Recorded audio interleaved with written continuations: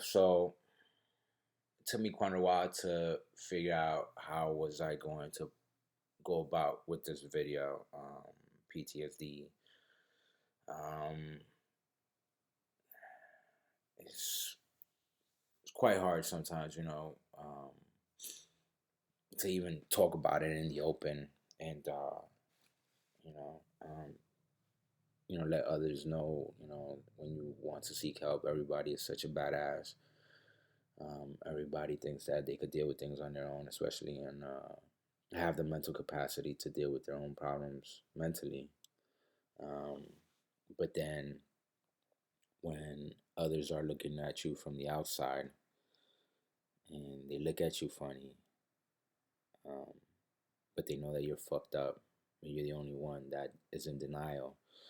Um, it tends to hit you quite hard because now you're being judged and you feel like you're being judged. Um, so I just wanted to start off with the definition of post-traumatic stress disorder.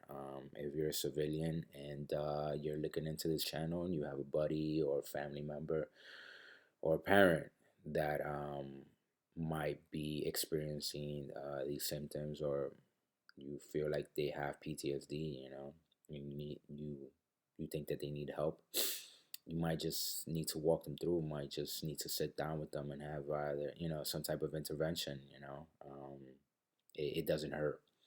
So PTSD, a condition of persistent mental and emotional stress occurring as a result of injury or severe psychological shock, typically involving disturbance of sleep and constant vivid recall of the experience with dulled responses to others and to the outside world. Um, so again, with that being said, sometimes we could be having conversations, and symptoms that I've experienced, are I will pause in the middle of a conversation, lose my train of thought, and completely blank out. Completely forget where I was at, or say a few things that doesn't even pertain to the conversation.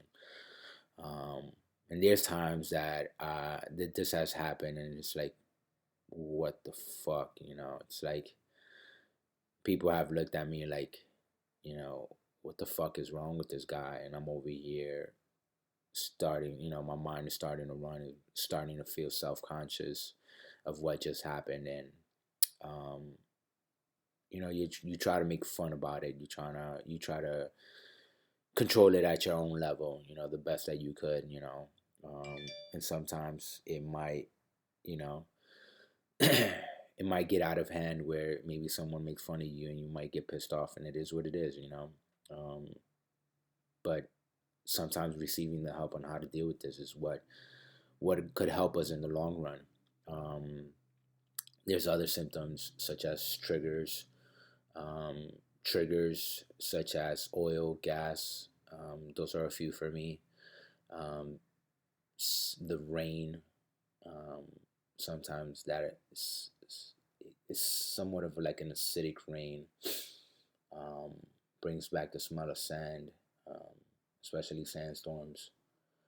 Um, there's a lot of triggers that I have that kind of brings me back to those points in time of my life. Um, there's others that could be hallucinations or anything like that. For others, that could bring them back, and it could be either delusions or hallucinations. If you have a friend that's somewhat experiencing this, I'd suggest you help them out. They might be in the deep end and might not be able to do things for their own themselves.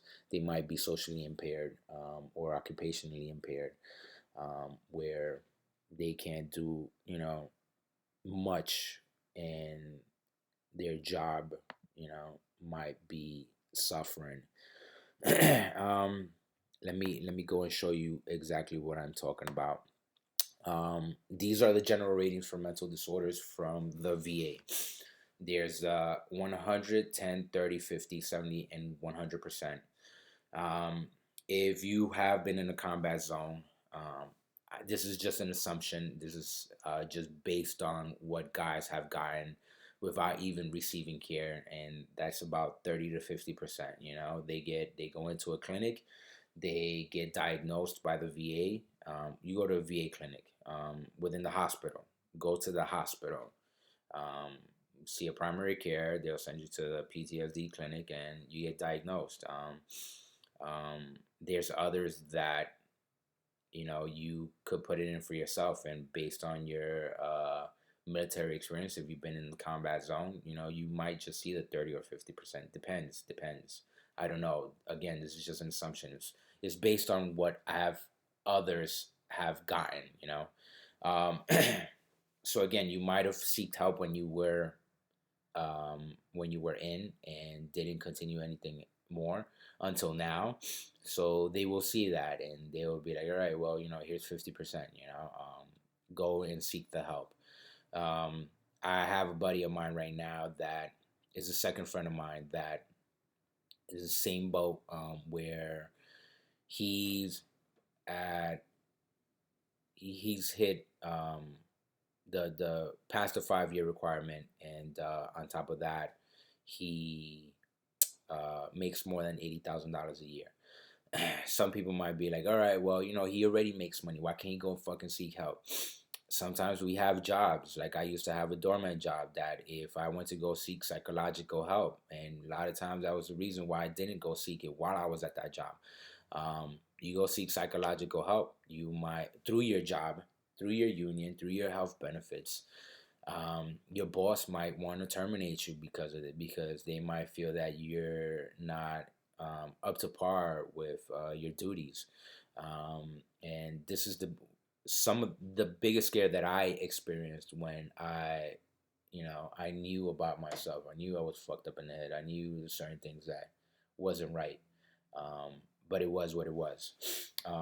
So again, my buddy, if because he's been in combat, he could put in for that claim, and try to, if he gets service connected, he could go into the VA and finally register, and then seek the help that he needs, and then from there he could put in an increase if it's, he feels like his rating is a lot worse. And there's so many different type of PTSDs out there. There's a combat, there's a non-combat. There's one's stateside. There's a sexual harassment PTSD, for females and males. If you're experiencing sexual harassment, that tends to fuck somebody up. Especially for you females. Not saying that males don't get it too, but females get it on a constant basis, especially in the Marine Corps. This is what I can say. I don't know how it is in the Army or in the Air Force, but PTSD, sexual harassment, is one of them, and I suggest you go for it. Don't let it be a stigma. Don't do it because you're afraid of what others are gonna tell you. Fuck what others say, man. Fuck that. That's your own mind. You're trying to get better. You're trying to figure out a way, as I stated before, on how to react well when you're being made fun of because, something just fucking triggered you and you don't know how to respond to it. You want that help. You want to find out how to fucking respond when you fucking pause in the middle of a conversation, and it takes a long time for you to get back, because now you're trying to play it off as if you didn't take that pause. You're trying to remember what the fuck you were talking about and where in the conversation was it that you fucking paused. So if you start getting made fun of at that point, it's like, how are you going to react? And by seeking help and finding a better way to react you know is the help that you need. I remember I used to make fun of it, joke around about it, but at the same time I was, I'm an intimidating motherfucker. I just don't give a fuck. So if it was somebody I didn't know, slap the bitch out of them, and it is what it is. But it's just how I am. Obviously I seek my help. Obviously there's better ways to fucking respond. But again, that was me at the time. um, so again, let's get back to this rating portion. Like I was saying before, there's different PTSDs. The mental capability. Not a lot of people tend to have the mental capability to deal with training. or just being in the sandbox and nothing's going on, but just the thought that something might happen, that you might go through somebody might come and bombard the base or something. Um, that's PTSD within itself. If you have nightmares or lack of sleep, or you feel like if you're a woman or you're a man and you've been sexually harassed in the military while you were in, and the touch of a person now might trigger that. Get the help. Get the help. um, and if your buddy or your civilian who has a family member, or that is might be experiencing this, the next rate the rating that I'm going to speak about first is the 100%. If they're experiencing 100%, you feel like they're experiencing this type of symptoms based on their diagnosis, I suggest you do the legwork for them, where it's total occupational and social impairment. um, they might be working and they might might can won't be able to do the job as 100% that they need to, but they work. Maybe their union is taking care of them, and they continue working just because they need to pay bills. These are this type of impairment. It's where if they're rated 100%, they could get the benefits to help them out. Where it might help them improve themselves, um, where they need it socially. I apologize, just losing my train of thought. There's also people like that experience the 100%. Can't be around others. Can't be at social events. Can't be around family. Can't be around coworkers. Where if your job requires you to be around people, and deal with others, it little things might trigger and might not allow you to continue your job, continue doing your duties the way you need to. So this is the total occupational and social impairment. The Due to such symptoms as gross impairment in thought process or communication, persistent delusions or hallucinations, grossly inappropriate behavior, persistent dangers of hurting self or others. These are things where process or communication. I already have stated that before. Persistent delusions or hallucinations. You might, there's might be if you've been sexually harassed, or those are things that if you're seeing something, or let's say something that you experienced while you're in combat, comes into into play, where now you're starting to see things, and it it gives you panic attacks or anxiety, or it these are things that symptoms that you rate, well, not that you rate, but benefits that you rate the 100%. There's also the you're not you're unable to perform your activities, like daily living, such as grooming yourself. There's things such as you might take a shower every 2 to 3 days, or maybe every 7 days, or maybe sounds real fucking nasty. I know, sounds real fucking nasty, but there are veterans like this, and it is what it is. um it might take a lot for them to come back, and the help that they need might help them, start grooming themselves better, or they might need a caregiver to help them in those areas, and the benefit of getting that 100% might help them seek that type of care, a caregiver that would be able to help them out. Maybe it's a family member. Remember, these people have a small circle, that they allow and trust to, to help them out. So it might just be a family member or wife, or partner that could be able to help them out, where help them groom themselves, help them remind them that these are things that they need to do, or help them where they're having a conversation and they pause for like about 5 minutes, and that person reminds them where they were at in their conversation, so they can continue and finish off whatever they needed to get off their chest.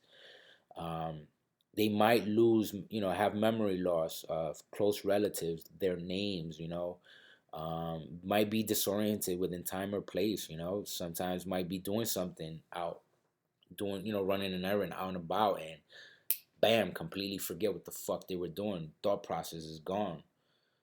So this is what 100% looks like. If you have a buddy or anything like that that might be experiencing anything like this, or a family member, you might have to do the legwork, and this is what the legwork is. Getting them to a primary care. Getting them diagnosed with PTSD, and then after that, having them go and seek out the help, taking them to their appointments to see a psychologist, see a psychiatrist. Psychiatrists, give them prescribe medicines to help them out, make them feel a little bit better, help them gain their thought process back. Um, if they get rated at a certain rate and feel like, let's say they get 30 or 50% and feel like they're 70 or 100, and you might need new evidence. Let's say you're doing everything that you need to do, to go to your appointments and stuff like that, and they still only feel like you're only 100, maybe 30 or 50%. Then DBQ you might need a DBQ to get it filled out by a psychiatrist or psychologist, and this would be the new evidence where they would state your diagnosis. They would state that you're totally occupationally and socially impaired, or they would give you that 70% where you're occupationally and socially impaired with deficiencies in most areas such as work, school, family relations, judgment, thinking, and or mood. These That's a 70%. This is 100%. The other ones make you fall under the 10, 30, 50, 70, and 100. And there's other things that that psychologist will need to fill out. They could take care of that. Your psychologist could write out a DBQ. It no longer needs to be written out by a CMP doctor or anything like that. I know when I wanted to go for an increase, this is what I used. And for other claims, I used a DBQ. This would be new evidence. Let's say you already did a DBQ, and let's say you need a new evidence to be looked at. A statement in support of claim. This is where your wife that sleeps with you and knows every single time that you wake up in the middle of the night, because of recurring experience that you had, and there's a nightmare that you're constantly reliving it while you're dreaming. Your wife could write this out. Your partner could write this out. It is what it is. But this would help you out to get to that next rating, if you really truly deserve it, or it's what you rate. So again, there's so many different PTSDs. There's stateside sexually harassed. There's combat. There's non-combat. I know a lot of people are not mentally capable to deal with just even training. Just even getting ready to go to war, or go to battle. Um, they're they might want to be all that you can be, or a few, the proud Marines. But training is, boot camp might be the farthest that they could go, and it might become a reality the minute that they need to, train to go over to the sandbox. Mentally they might not be capable. I know I've made fun of a few people like that, and it sucks. Whether you call them pose or whatever. I was one myself. I was communications. Um, but when you're with a unit that's fucking an infantry unit, it is what it is. Everybody, you think that you're not gonna go outside of the wire, you will. And you don't want to be stuck, in the back. And you have guys that go over with you, and they might not even cross, into Iraq with you. I know a few guys that didn't cross with us. I made fun of them because of that. But again, they weren't mentally capable to have the capability like I did, and I truly apologize for that. I was fucked up. I was trying to be one of the boys. I was trying to be one of the guys, be part of the crew, make fun of these type of guys. Um, and I apologize. Again, I apologize. Um, but seek the help that you need, get it, and hopefully you could be able to respond better when you spaz out, might be a better way to deal with things. So again, uh, if you guys are experiencing anything, let's not deal with the stigma that, others, deserve this better than I do. Um, Maybe your PTSD fucked with your relationship. Maybe the symptoms that you were having is the reason why you're divorced. Maybe the symptoms that you're having is the reason why you can't maintain a job. This it is what it is. Let's stop being trying to be the tough guys where we could deal with it mentally ourselves. We can't. There are ways to deal with our symptoms better, and seeking help through the VA doesn't hurt. So let's stop trying to be the tough guys. Stop trying to think that these benefits are for veterans that actually need it, motherfucker. You might be experiencing something that is due to your PTSD, might be affecting your relationship with your family, wife, kids, your parents, this is for you, bro. This is for your job, this is for you. It is what it is, guys. Whoever, go for it, all right? Um, Stop trying to be that tough guy. Again, if you have any questions, I will eventually put up a video in regards to filing a claim. We'll put my information out there, just because, again, I'm looking for the help. I'm looking to help out. And this is straight up. This is raw. There has been no practice in this video. The other ones I practiced because I want to put out as much as information as I could and put myself out there. And I don't want to fuck up, and I fuck up a lot. But this one right here, I don't know. It's close to home, so it is what it is. Follow my IG account, CombatVetVlogger. If you have any questions, email me at CombatVetVlogger at gmail.com. Vlogger is with a V, not a B. And subscribe to my channel. All right, guys? Take care.